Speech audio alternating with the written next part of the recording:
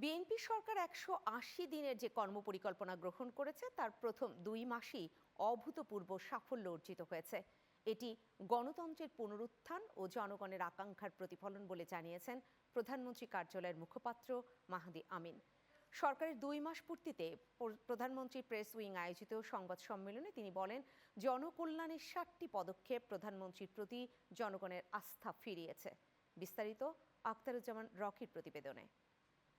একজনের নাম খালেদ হোসেন পরাগ। অনুষ্ঠানের শুরুতে প্রধানমন্ত্রীর প্রেস উইংয়ের কর্তব্যরত সকলের পরিচয় আনুষ্ঠানিকভাবে তুলে ধরেন প্রধানমন্ত্রীর দপ্তরের মুখপাত্র ও প্রেস সচিব সালেহ শিবলি।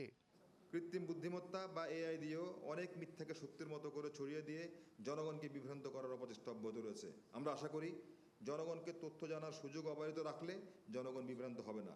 অপতথ্য কিংবা মিথ্যা তথ্য দিয়ে জনগণকে কিছু সময়ের জন্য বিভ্রান্ত করা সম্ভব হলেও শেষ পর্যন্ত জনগণের কাছে সঠিক তথ্যটি পৌঁছে যাবে।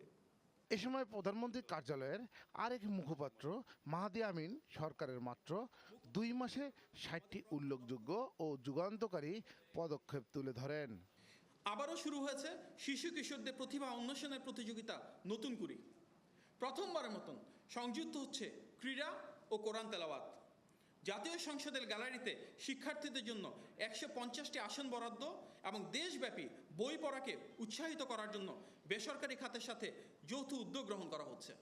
সকলের সম্মানিত প্রয়াস থাকলেই আমরা আরও ইতিবাচক উদ্যোগ গ্রহণের মাধ্যমে আমাদের সবার প্রত্যাশিত বাংলাদেশ গড়ে তুলতে পারবো ইনশাল্লাহ।